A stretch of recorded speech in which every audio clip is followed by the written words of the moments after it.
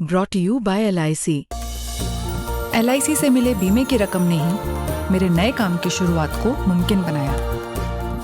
LIC हर पल आपके साथ। नमस्कार, आप देख रहे हैं बिज तक का खास शो। 1 फरवरी 2026 को रविवार वाले दिन आना है बजट। जब वित्त मंत्री संसद में ये बजट पेश करेंगी तो सबकी बहुत उम्मीदें होती हैं उस बजट को लेकर, लेकिन इस बार कुछ ऐसा हुआ है जो हमने आज तक कभी नहीं देखा था, और वो हुआ है सोने और चांदी के बाजार में अचानक से बहुत ही तगड़ी बिकवाली हुई है। अगर आपने शुक्रवार के सत्र में चांदी और सोने में MCX पे जिस तरीके की ट्रेडिंग हो रही होती, अगर आपने वो देखी होती तो संभवतः भयानक पिक्चर थी, आप डर जाते। मैं आपको आंकड़े बताता हूं। चांदी जो है वो लगभग 27% गिरी है, 1,08,000 रुपए के करीब, और जो अभी का लेवल आ गया है वो है 2,91,922, यानी कि मोटा मोटा 2,90,000 रुपए के आसपास आ चुकी है चांदी, जो ठीक एक ट्रेडिंग सेशन पहले 4,20,000 रुपए पे थी। और ऐसे ही सोना पिछले सत्र में 18% का गोता लगा गया और 1,50,000 रुपए के करीब आ गया है। भयंकर बिकवाली थी, लगभग 33,000 रुपए प्रति 10 ग्राम सोने की कीमतें एकदम से घटी। अब इसके अलग अलग कारण हो सकते हैं और उसी को डीकोड करने की कोशिश करेंगे इस शो में। मेरे साथ तरुण सत्संगी ज्वाइन कर रहे हैं, director and chief research officer R money के। तरुण जी नमस्कार, बहुत बहुत स्वागत है आपका बिस्तक पे। हाय नमस्कार Rajat ji. Thanks sir for inviting. Sir पहला सवाल, ये हुआ क्या अचानक से इतनी वोलेटिलिटी, और ये तो भयंकर बिकवाली थी। क्या आप इसकी उम्मीद कर रहे थे कि 27% इंडियन मार्केट्स में MCX पे एकदम से चांदी की कीमतें घट जाएंगी, 18% सोना घट जाएगा, और ये ठीक बजट से पहले हुआ है? तो खेल बहुत बड़ा हो गया। रजत भाई, कल ही हम ऑन एयर थे 12:30 के आसपास आप ही के शो में। हमने बोला था एग्जैक्टली शॉर्ट टर्म में एक्सेसिव मूवमेंट मार्केट में हो रहा है, विच इज हिंटिंग कि there is downside risk to the prices in the short term and we prefer to remain sideline. आप मंडे की कहानी देखिए, चांदी ने रिकॉर्ड हाई बनाया $118 के आसपास का, $102 के आसपास का लो। देन आप थर्सडे जाइए, थर्सडे आप देखेंगे कि सोना ने अपने हाई से $56 का हाई बनाया था, वहां से सीधे $5100। चांदी $121.50 से सीधे $160, और with in an our. Thursday को एग्जैक्टली क्या हुआ था वो हमको समझना पड़ेगा। थर्सडे को उस समय न्यूज ब्रोक हुआ कि ट्रम्प में भी केविन जो वार्श है, जो कि लॉन्ग टाइम क्रिटिक हैं अल्ट्रा लूज मॉनेटरी पॉलिसी के, उनको अपॉइंट कर देंगे एज अ नेक्स्ट, नॉमिनेट करेंगे as a next fed chairman. वो दैट वाज द टाइम वो न्यूज था मार्केट के अंदर। And within an hour देखिए there was a sell off in the asset classes. हमको समझना चाहिए जब भी मॉनेटरी ईजिंग होता है बाय रेट कट या providing stimulus to the economy, currency week होता है, गोल्ड सिल्वर अप जाते हैं, इंडस्ट्रियल कमोडिटी में भी तेजी आती है। थर्सडे 8:30 से 9:30 के बीच में कॉपर में वोपिंग बिकवाली थी, सिल्वर में थी तो, गोल्ड में सिल्वर में तो थी, साइमल्टेनियसली में देखा जिंक लेड एल्यूमिनियम के अंदर भी बिकवाली थी। That was the sign. And हमने बोला भी था जो मूव आया ना, अभी ये मार्केट ऐसा मार्केट नहीं है शॉर्ट टर्म ट्रेडर या छोटे निवेशक तो भूल जाए, बड़े ट्रेडर या बड़े निवेशकों के लिए भी शॉर्ट टर्म में अच्छा नहीं है मार्केट। एंड द मोमेंट कल उन्होंने क्लियर कर दिया इस बात को कि केविन वार्श वो ultimately would be the next fed chairman. दो सीनेट से पास होगा वो जस्ट फॉर्मेलिटी है, तो मार्केट ने इसको रिएक्ट किया। देखिए, बेलगाम घोड़ा जब भी टकराता है तो बहुत तेजी से चोट देता है। सेम वे में ट्रम्प तो बेलगाम थे ही, सोना चांदी भी बेलगाम हो गया था शॉर्ट टर्म के हिसाब से। ऐसे मूव कभी भी सस्टेन नहीं करते। एक चीज हमने कल भी कहा था, अगर इस रफ्तार से मार्केट बढ़ेगा, गिरावट की रफ्तार हमेशा तेजी से ज्यादा होती है। एंड यही कारण है कि कल हमने जो गिरावट देखी वो वोपिंग गिरावट देखी। And it was expected to happen, market was waiting for any negative news to come, and ultimately negative news आया और मार्केट ने रिएक्ट किया। Okay. लेकिन सर मुद्दा तो यही है ना कि निवेशकों को तो भारी नुकसान हुआ, ट्रेडर्स में कल ट्रेडिंग कम्युनिटी में भी एकदम से हड़कंप मच गया, क्योंकि आप कमोडिटी एक्सपर्ट हैं और आपने बहुत समय से ये सब कमोडिटी मार्केट ट्रैक किए। तो ऐसे मूड माहौल में क्या होता है कि MTM जो होता है, मार्क टू मार्केट लॉसेस बढ़ने शुरू हो जाते हैं। तो क्या ये सौदे ऑटोमेटिकली कटते हैं? कल हमने देखा ना, सर्किट पे थी, लोअर सर्किट पे थी चांदी, लोअर सर्किट पे था सोना, और वो सर्किट जैसे ही खुलता था वैसे एक और लोअर सर्किट लगा देती थी। यानी कि फिर तो साफ तौर पे समझ में आ रहा है कि जैसे ही खुलता है सर्किट तो फिर ब्रोकर्स ऑटो स्क्वायर ऑफ कर रहे थे। हाँ, देखिए एक चीज मैं बताना चाहूंगा। पहली बात कि जो इंडियन गोल्ड सिल्वर का मार्केट है या इंडियन कमोडिटी मार्केट है, स्पेशली गोल्ड सिल्वर की बात करते हैं या नॉन एग्री की बात करते हैं, that is not actually driven by the Indian market sentiment, that is driven by the sentiment of the US market mostly and sometime Chinese market. तो अल्टीमेटली हमारे यहाँ जो नॉन एग्री कमोडिटीज के अंदर जो सर्किट लगते हैं वो एग्जैक्टली बस सम टाइम के लिए लगते हैं, क्योंकि there is a no circuit limit in case of commodities in the COMEX. तो अल्टीमेटली वहां पर जितना टूटेगा तो इन्वेस्टर को बचाने के लिए, इकोसिस्टम को बचाने के लिए अल्टीमेटली बार बार सर्किट खोलने ही पड़ेंगे। तो यही कारण है कि हमारे यहाँ सर्किट लग रहे थे और खुल रहे थे।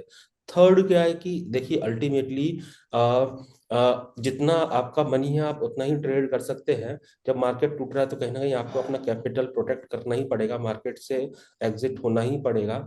थर्ड क्या है, देखिए हमने कल भी बोला था, परसों भी हमने सिग्नल दिए थे, अपने क्लाइंट्स को भी बताया था। तो कहीं ना कहीं मार्केट में सिग्नल थे, काफी various experts already short term correction market में देखने की आशंका बता रहे थे और वो हुआ भी। तो संकेत हमको मिल चुके थे एंड अल्टीमेटली काफी हद तक क्लियर था कि करेक्शन आएगा। अब देखिए कल भी मैंने बोला था कि आप करेक्शन में कहाँ पे बाइंग होगी, जब आप पूछ रहे थे तो मैंने साफ साफ कहा था कि गिरेगा मार्केट तो पता नहीं कहाँ जाके रुकेगा, वी नीड टू अंडरस्टैंड कि वो कहाँ पॉज होगा, then only we can tell exactly कहाँ वैल्यू बाइंग बनेगी। एंड देखिए अल्टीमेटली फॉलिंग जब मार्केट होता है, स्पेशली जब एक पैराबोलिक राइज के बाद में होता है, वी नेवर नो कि एग्जैक्टली वो स्टॉप कहाँ पर होगा और अल्टीमेटली करेक्शन कितना लंबा चलेगा।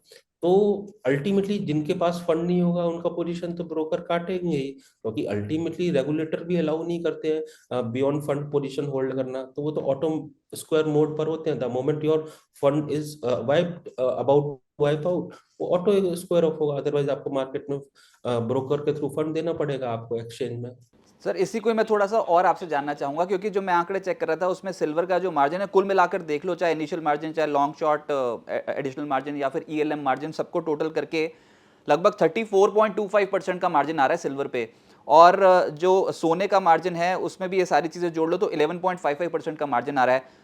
मतलब अगर आपको सिल्वर ट्रेड करना है तो 34% का मार्जिन रखना पड़ता है। क्या ये मार्जिन पूरा रख लिया जाता है? ब्रोकर्स के पास क्या इतनी कंफर्टेबल सिचुएशन है कि अगर ऐसा एबनॉर्मल सा मूव आ जाए और धड़ धड़ करके लोअर पे लोअर सर्किट लगने लग जाए तो शुक्र है कल 27% पे रुक गई, मार्जिन पड़ा हुआ 34% का, फिर तो ब्रोकर फोन करेगा क्लाइंट को कि भैया और दे दो पैसे। तो अभी तो क्या क्लाइंट तैयार होगा और पैसे देने के लिए, या फिर ये वाकई ब्रोकर्स के लिए सरदर्दी बन जाएगी? आप देखिए अल्टीमेटली ब्रोकर के लिए कोई सरदर्दी नहीं है। रीजन क्या है, अभी इकोसिस्टम बहुत चेंज हो गया। आज से 20-30 साल पहले was a different situation. You need to make a call to the client, then client से आप फंड अरेंज करते थे, वो फिर आपके 2-3 घंटे में ट्रांसफर होते थे एंड आफ्टरवर्ड्स उसके बाद में वो एक्सचेंज को जाया करते थे। अभी तो चीजें इतनी फास्टर अप हो गई है, वो ऑन स्पॉट क्लिक पर ही सारी चीजें हो जाती हैं। प्लस सेबी के भी रूल काफी स्ट्रांग है। द मोमेंट क्लाइंट का फंड खत्म होने वाला होगा, ब्रोकर ऑटोमेटिकली पोजीशन कट कर देंगे। ये ऑलरेडी रूल है। तो अब ये क्लाइंट की रिस्पॉन्सिबिलिटी है कि एग्जैक्टली उनका जब कैपिटल पूरा खत्म होने वाला है तो वो फंड टाइमली इंश्योर कराए।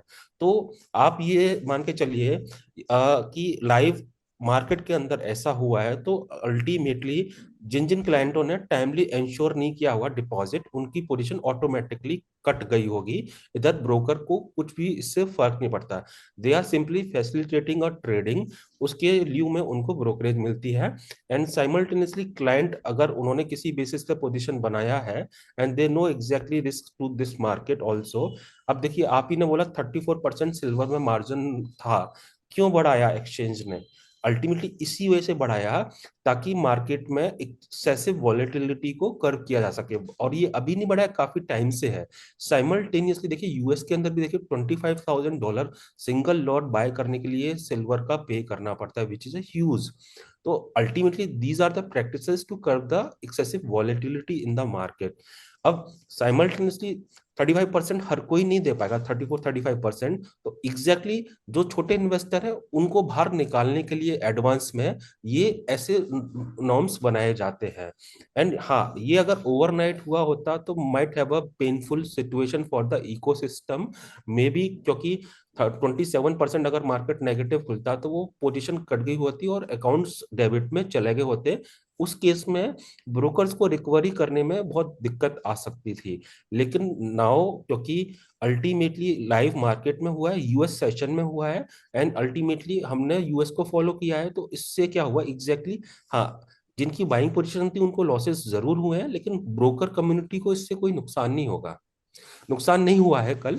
नुकसान तो देखो, क्लाइंट खोना अपने आप में नुकसान ही होता है, बट एज सच उनको कुछ नुकसान नहीं है इस एक्टिविटी से।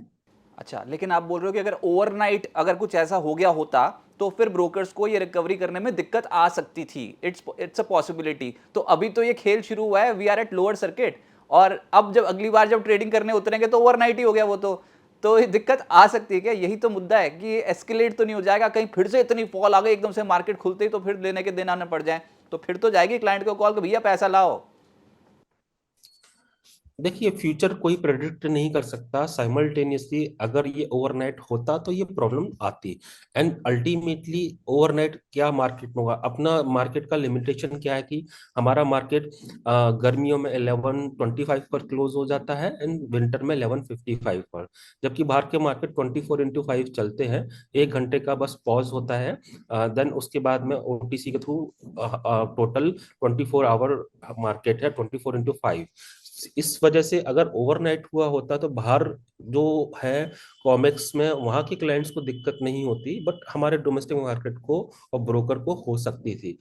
खेल शुरू हुआ है इज नॉट, मैं उस तरीके से नहीं कहना चाहूंगा।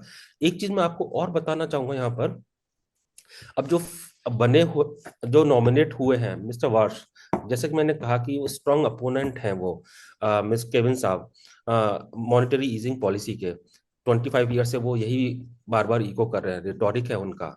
लेकिन आप सोचिए who is nominating mister Trump, and Trump क्या चाहते हैं।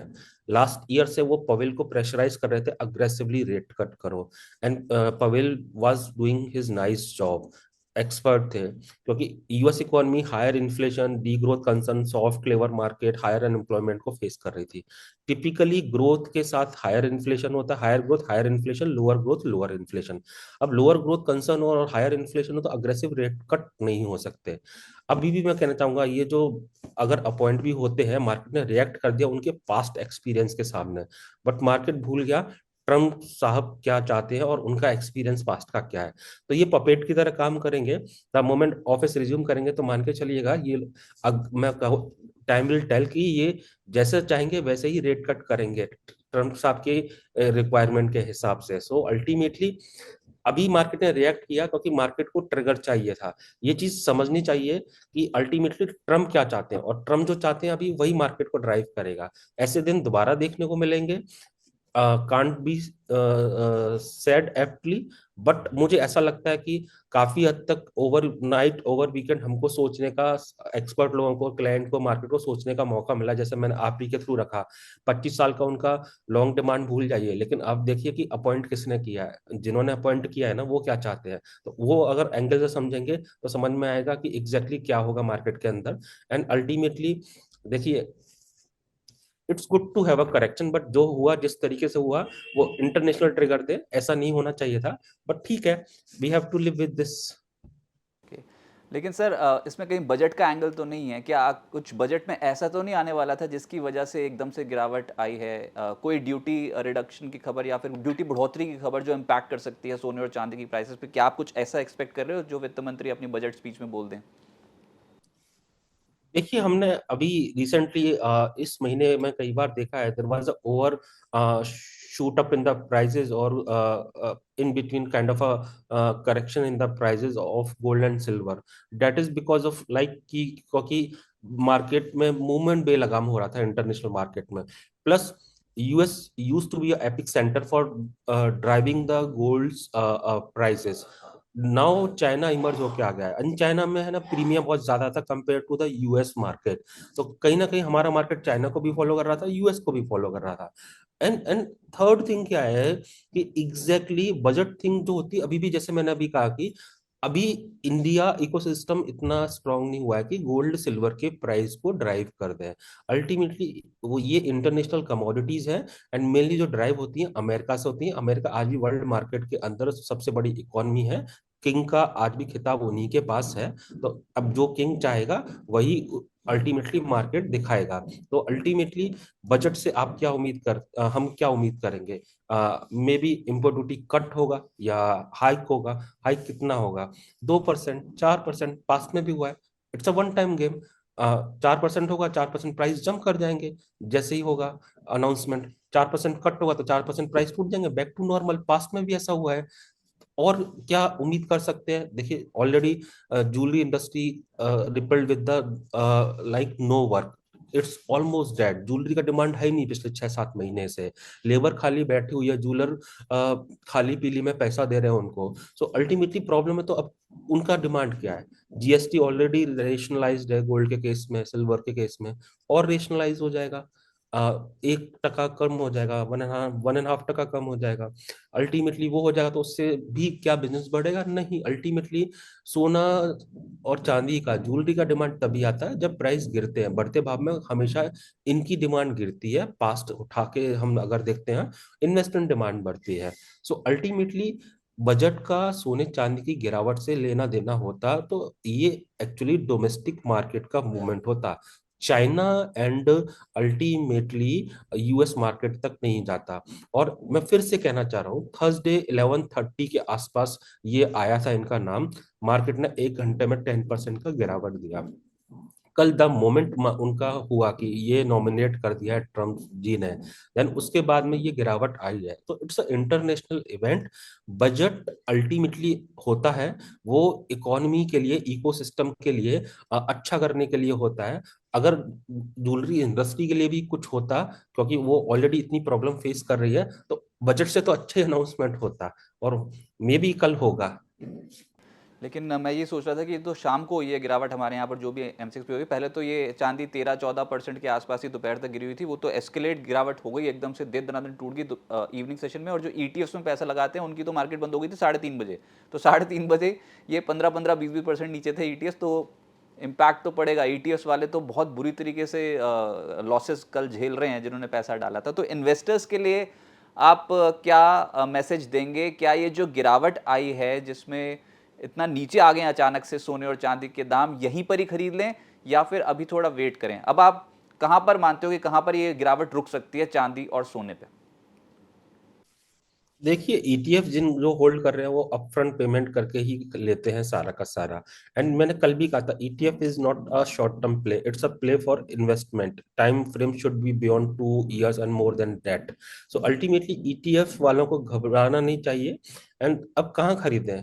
It's a first day of correction if we see a daily chart and simultaneously. Typically ऐसे करेक्शन में क्या होता है, we need to see exactly what would happen. अभी तो क्या है कि मार्केट में आग लगी हुई है। इसमें अगर आप बाइंग में भी जाओगे, सेलिंग में भी जाओगे, हाथ ही जलाओगे। तो कल भी मैंने यही कहा था कि ऐसे मार्केट में साइडलाइन रहना चाहिए। कल जब हम करेक्शन की बात कर रहे थे तो हमारा सिंपल स्टांस था, पहले हम रुकने का वेट करेंगे। अभी मार्केट में गिरावट रुकी है नहीं रुकी है पता नहीं। एंड एक और बड़ी चीज है जो हम अभी फिर से एक्चुअली हमको याद रखना है कि ईरान पर जो यूएस का लाइकली अटैक है, ईरान के साथ यूएस का जो वॉर हो सकता है, वो भला अभी टली नहीं है। मेनली वीकेंड पर ही ट्वीट आते हैं। ट्रूप ऑलरेडी वहां पर है 30,000 के आसपास। फर्दर उन्होंने भेज दिया है, एयर स्ट्राइक का भी प्लान है। एंड उधर क्या है कि ईरान भी बोल रहा है हम न्यूक्लियर प्रोग्राम पर बात तो कर सकते हैं, समझौता तो कर सकते हैं, लेकिन डरा के कराओगे तो भाई बंदूक मेरे पास भी है, चला मैं भी सकता हूँ। सो अल्टीमेटली बोथ साइड से है ये। अभी जो हीटिंग एनवायरनमेंट है वो भी तो हमको साथ में ध्यान रखना है। अभी लेट्स फॉर एग्जांपल यूएस ने अटैक कर दिया या ईरान झुकने वाला वो भी नहीं है। Iran is like a second Trump. तो वो अल्टीमेटली वो भी नहीं झुकेगा। अगर वॉर हो जाएगा तो क्या होगा? अगेन गोल्ड सिल्वर के प्राइस में तेजी देखने को मिलेगी। तो अभी ये अनसर्टेन मार्केट इतना हो गया है। Basis the Fed chairman name nomination we can not say कि अभी स्टोरी खत्म हो गई है। साइमल्टेनियसली ईरान का वॉर, ईरान और यूएस का जो हीटिंग आर्ग्यूमेंट है वो खत्म नहीं होता। We should be ready for the bigger surprises and bigger surprises can come either way also. Again investment की बात करता हूँ, नथिंग इज चेंज्ड। हमने जैसे कल भी डिस्कस किया था, fundamentally both the commodities are strong. हाँ, इन्वेस्टमेंट कहाँ करना चाहिए? It's not right time to invest and right time to say. मेरे को खुद नहीं पता एग्जैक्टली ये बिकवाली कहाँ जाकर रुकेगी। The moment it will halt, price will tell, chart structure will tell, market fundamentals will tell, and ये चीजें जब आएंगी तो आप ही के माध्यम से हम बता देंगे। राइट सर, तरुण जी बहुत बहुत शुक्रिया आपका हमारे साथ जुड़ने के लिए और इस अहम दिन बिस्तक को अपनी राय देने के लिए, व्यूअर्स की मदद करने के लिए बहुत बहुत शुक्रिया। Thank you. For inviting us.